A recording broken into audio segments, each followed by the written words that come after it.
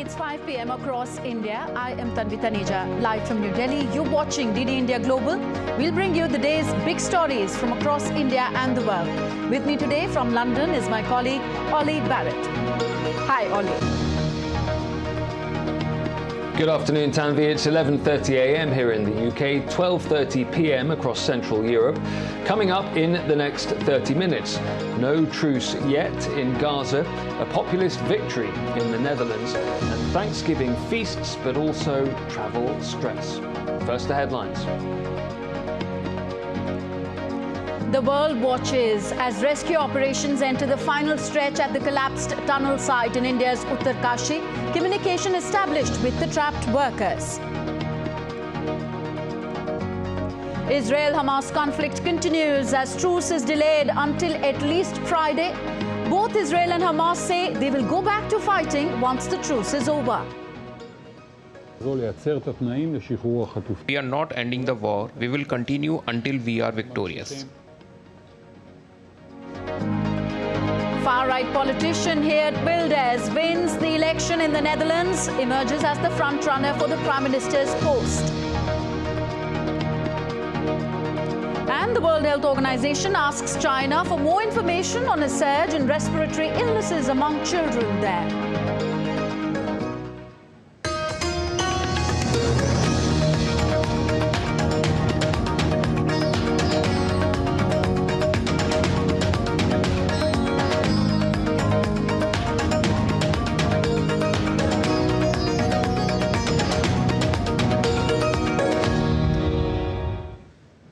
First news of the Israel-Hamas conflict. Israeli officials have said that there would be no release of hostages held by Hamas before Friday, despite the two sides agreeing to a temporary truce.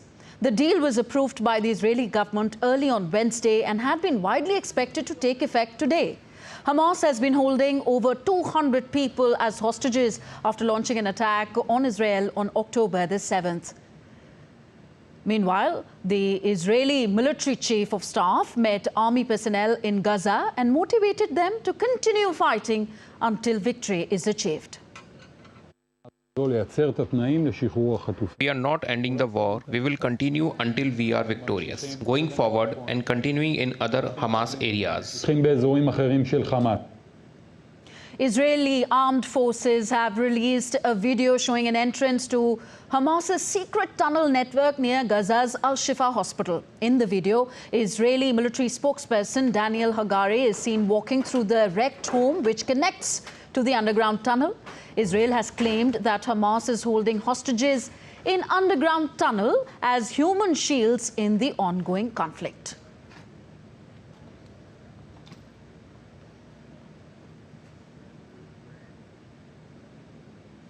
And our correspondent Sarah Coates joins us live from Tel Aviv now on the story. Sarah, why has the Israel-Hamas deal been delayed until Friday?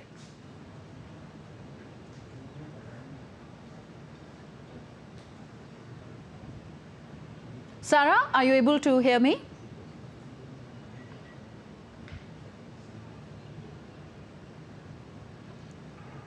Okay, seems like we are unable to establish connection with Sarah as of now. Meanwhile, United Nations Relief Agency distributed flour to displaced residents in the war-torn Gaza for the first time.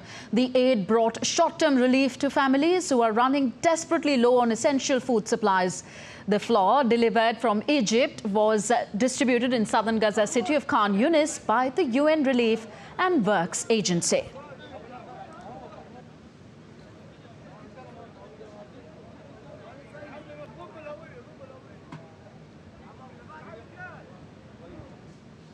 All right, let's now move on to Europe. Former UK Prime Minister David Cameron, who was appointed as Foreign Secretary last week, is on a visit to the Middle East today and is scheduled to meet Israeli and Palestinian leaders.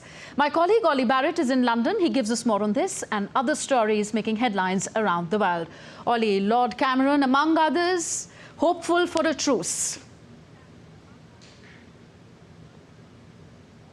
Yeah, Tanvi, that's right. He will be, and he arrived as it was supposed to be beginning, of course, UK Foreign Secretary David Cameron visiting Be'eri kibbutz, where 130 people were killed during the Hamas attacks of October the 7th. To start his trip, Cameron welcomed that truce between the Israeli government and Hamas and called it a crucial step.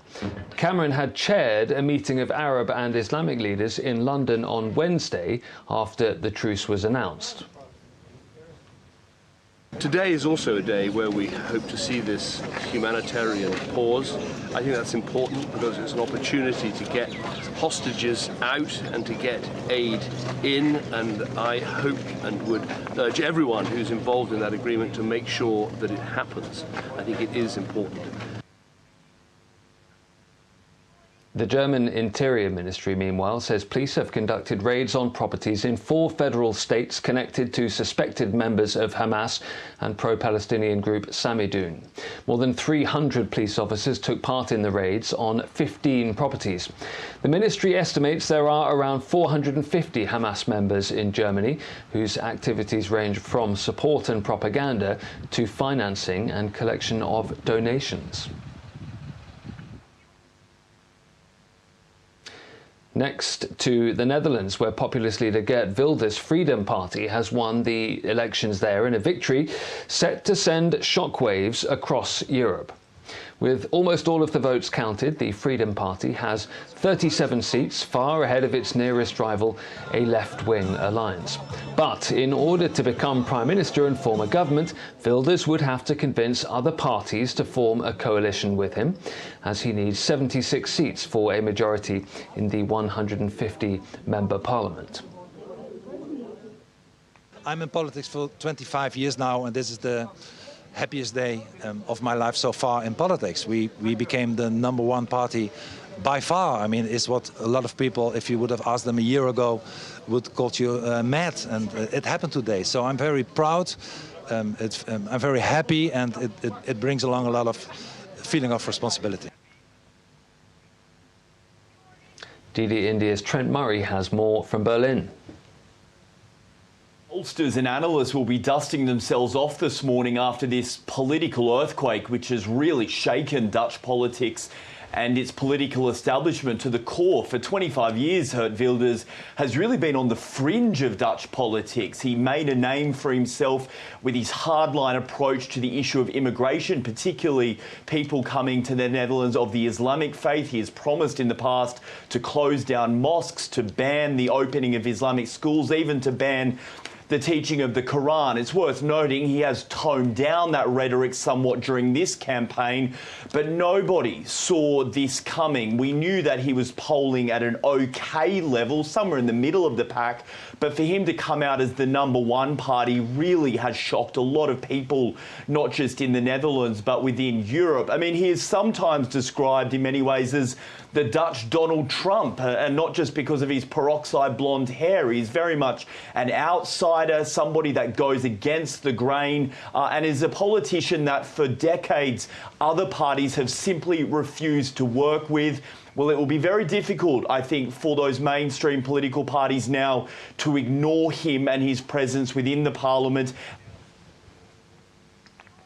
Next to New Zealand, where incoming Prime Minister Christopher Luxon says he hopes the swearing-in ceremony of the new government will take place on Monday, after his National Party reached a deal with ACT New Zealand and New Zealand First. A formal signing agreement between the parties is expected on Friday, and ministerial positions could also be announced. The centre-right National Party won the largest share of votes in New Zealand's general election. So we're in a position where we've concluded our negotiations with the respective parties. Those agreements are now before the parties for ratification, which we hope to have this evening, at which point I'll talk again to the Governor-General and formally confirm that we're able to form a government. North Korea says it will deploy stronger armed forces and new weapons at its border with the South. The move comes a day after Seoul suspended part of a 2018 military accord between the two nations, when North Korea announced it had put its first spy satellite into orbit. The suspended part of the deal was designed to de-escalate tensions along their shared border. CSTO members comprising Armenia, Kazakhstan, Russia, Belarus, Kyrgyzstan and Tajikistan are gathering in Belarus. Armenia is skipping the summit, impacting Moscow and the CSTO. DD India's Dasha Chernyshova reports from Moscow. The capital of Belarus, Minsk, is hosting a summit of the Collective Security Treaty Organization, also known as CSTO. Several leaders of post-Soviet countries are expected to join the summit in person, including Russian President Vladimir Putin, President of Kazakhstan Kassym-Jomart Tokayev, the President of Tajikistan Emomali Rahmon. The President of Belarus, Alexander Lukashenko, who is hosting the summit, said he expected the gathering to help galvanize collective efforts to beef up defense and security. In his words, the post-Soviet space was going through a difficult phase. First of all, due to the conflict situations, including in the CSTO area of responsibility. Most recently, Lukashenko welcomed the resolution of the conflict between Tajikistan and Kyrgyzstan in the south of Central Asia, and said it was necessary to think about future after the confrontation between Armenia and Azerbaijan has ended. But Armenian officials have declined to attend the summit in person. Armenian Prime Minister Nikol Pashinyan said earlier that Azerbaijan's actions and inaction of the CSTO forced Yerevan to seek to diversify its relations in the security area.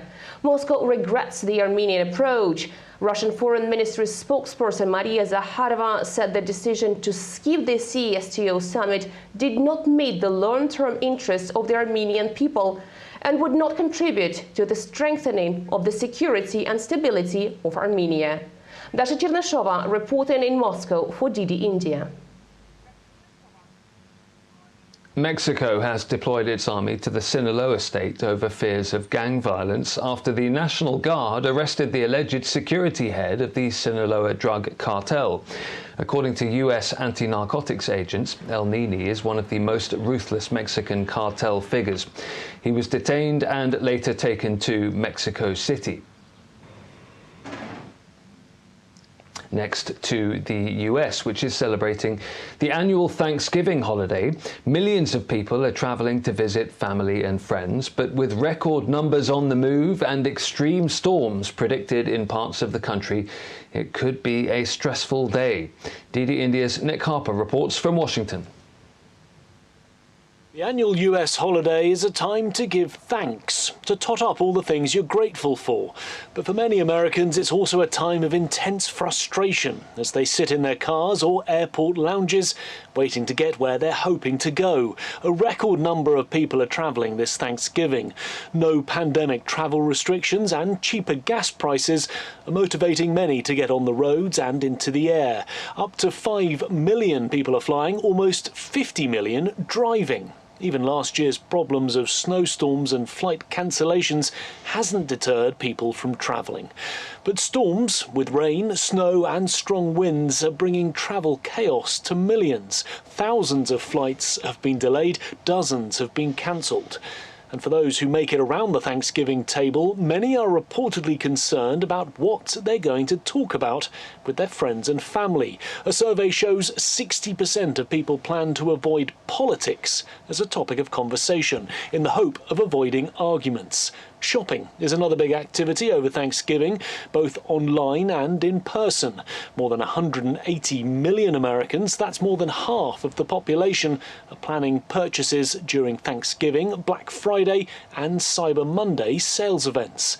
That'll be a record-breaking number and an increase on last year as inflationary pressures and prices have dropped slightly during the last 12 months. Nick Harper in Washington, reporting for DD India. US troops stationed in South Korea have celebrated the Thanksgiving holiday with a traditional festive meal.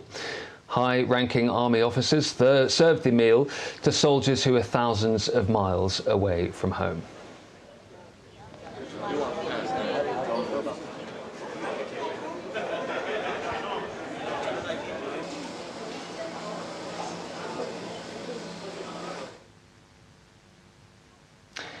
And that's making me hand back to you in the studio. Thank Thank you, Ollie. Ollie Barrett joining us from our London bureau. You're watching DD India Global. Still to come on the show.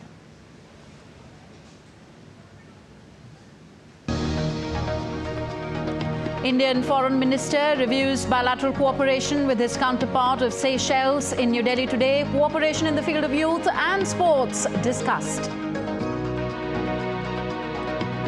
Indian IT Minister chairs a key meet on artificial intelligence technology, says a new set of regulations will be introduced soon to tackle deep fakes.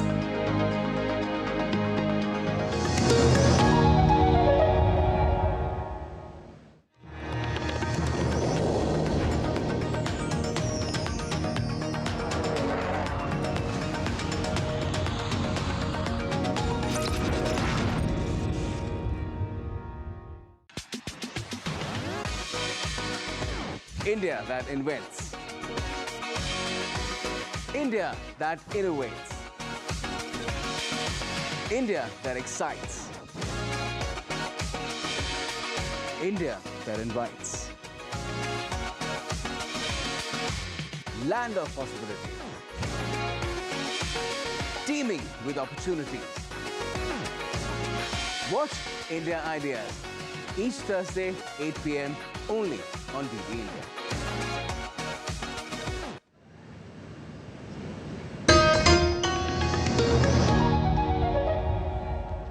Welcome back. You're watching DD India Global. I am Tanvi Taneja.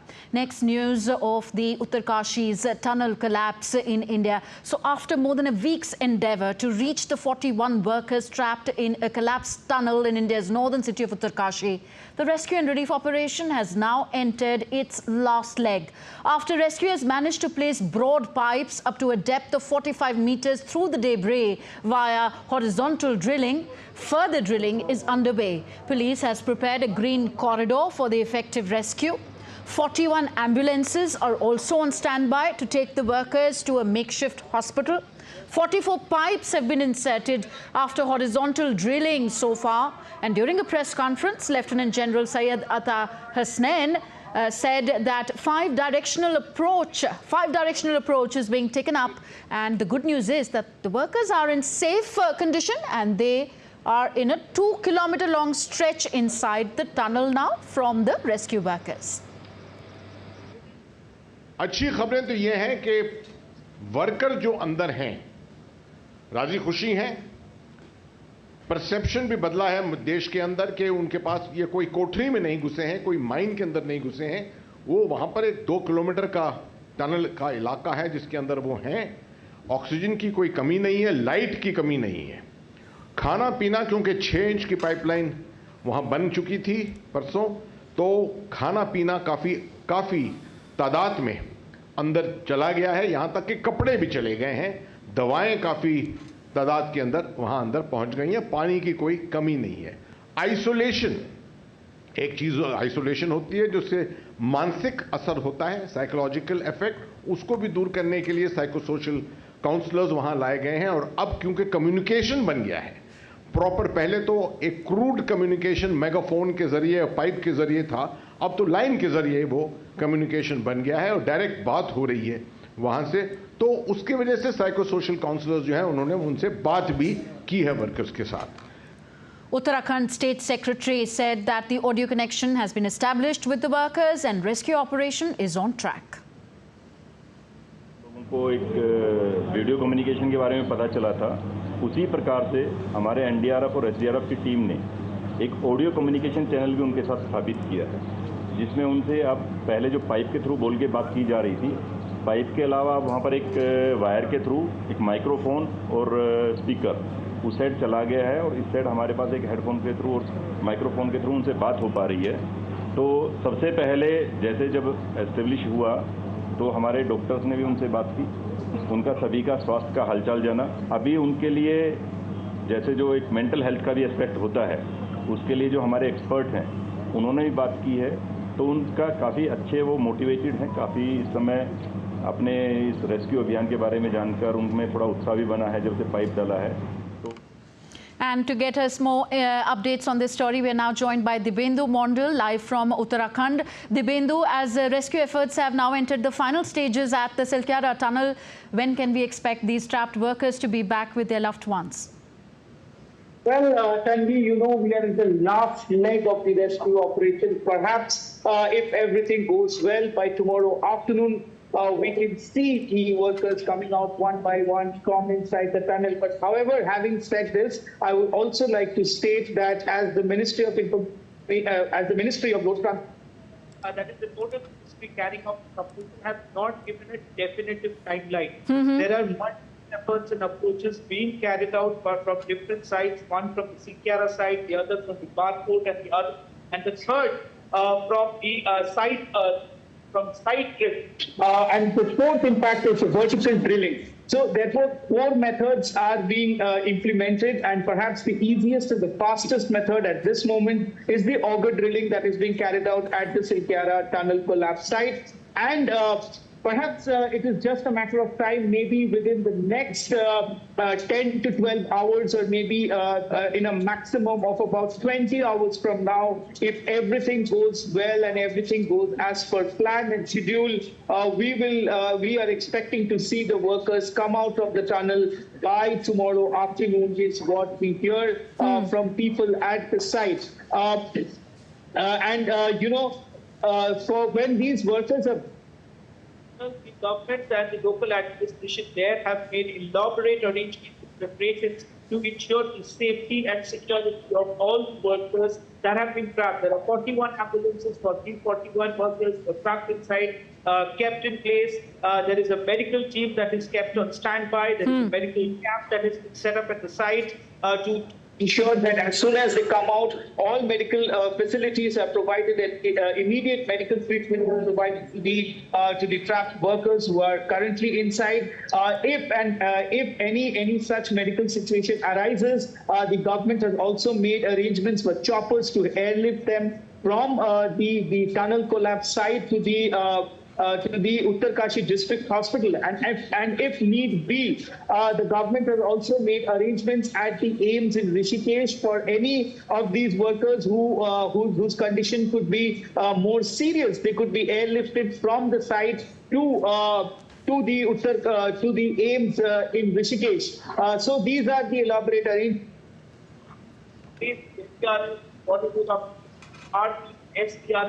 And even expert teams from across different parts of the world, including that of India, have come down here at Uttarkashi.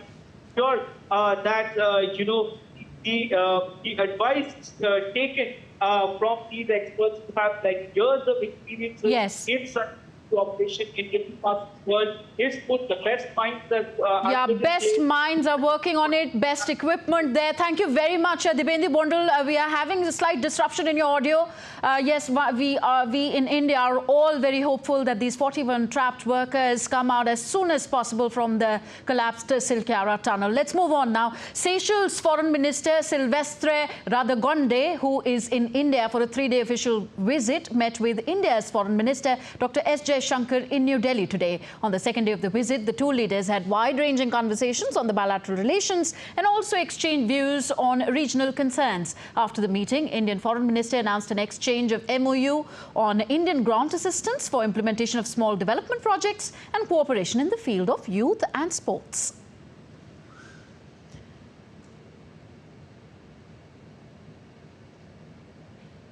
India's Minister for Communications, Electronics and Information Technology, Ashwini Vaishnav, on Thursday chaired a meeting with social media platforms and other stakeholders on the issue of deepfake. He stated that new regulations will be brought with a focus on 4 aspects: detection, prevention, reporting mechanism and awareness. That we will start drafting the regulation today. Governments will bring regulation for detection, prevention, strengthening the reporting mechanism and creating awareness, and using technologies for deepfakes and AI-generated content which can be harmful for the society. When we do the regulation, when we draft the regulation, we'll also be looking at the penalty, both on the person who has uploaded or created as well as the platform. The World Health Organization is asking China for more information on reports of clusters of pneumonia in children and a general rise in respiratory disease there. The Chinese authorities recently said such illnesses were at their highest level in 3 years. Our correspondent Andrew Wood reports from Hong Kong. Well, the health authorities in China noted about 10 days ago that there was an increase. There were much higher level of respiratory diseases and illnesses in China than a year ago, the highest for 3 years. In a way, that's not unexpected because, remember, a year ago, China was in the middle of some very, very strict measures to try to stop the spread of COVID. And if you stop the spread of COVID, you also stop the spread of other diseases like flu and so on.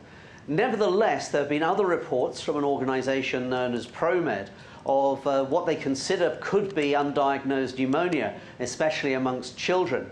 Now, it's unclear that the WHO's request, whether this is about the general rise in respiratory illnesses or whether it's more specifically about this apparent spike or cluster amongst children. We still don't know. This is one of the reasons, after all, why the WHO is asking for information. Now, the authorities in Beijing have said that this is just a routine request of information from the WHO. But do remember, think back to 3 years ago when we were having the, just before COVID-19 emerged, was that cluster of cases emerged in China. And there were a lot of complaints and criticisms of the WHO and China as well for not being very transparent in the way that information was collected and disseminated, or for that matter was not disseminated. And so there's been a lot of scrutiny of both China and the WHO since then. And remember, this is quite controversial. Remember, a couple of years ago, Australia called for an independent investigation into the origins of COVID, an independent international investigation. And China didn't like that at all, and it put sanctions and tariffs on many Australian products as a result. In Hong Kong, I'm Andrew Wood, reporting for DD India. And now let's take a look at other stories making news around the world. Oscar-winning actor Jamie Foxx has been accused of sexual assault in a lawsuit filed in New York City. The actor is accused of groping a woman in Manhattan in August 2015.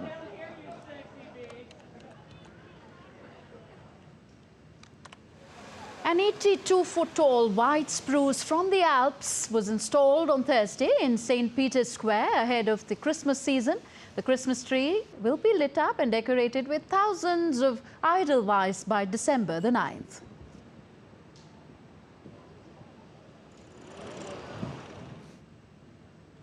And let's take you to Mexico now. Mexico City mariachi musicians clad in traditional cropped jackets and wide sombreros fill the streets with music in the annual celebration of their patron Saint Cecilia.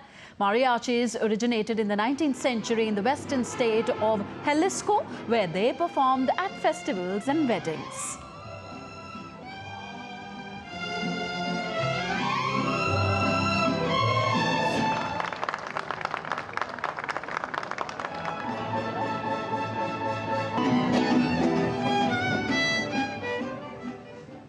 So with those beautiful tunes of the mariachi musicians of Mexico, we wind up this edition of DD India Global. We'll be back with another edition of the show at 7:30 p.m. IST. You can connect with us on Facebook, X, formerly Twitter, and Instagram at DD India Live. You can also find us online at ddindia.co.in. We will be back with more news as it breaks here on DD India. I'm Tanvi Taneja from all of us here in New Delhi. Thanks for watching. Namaskar.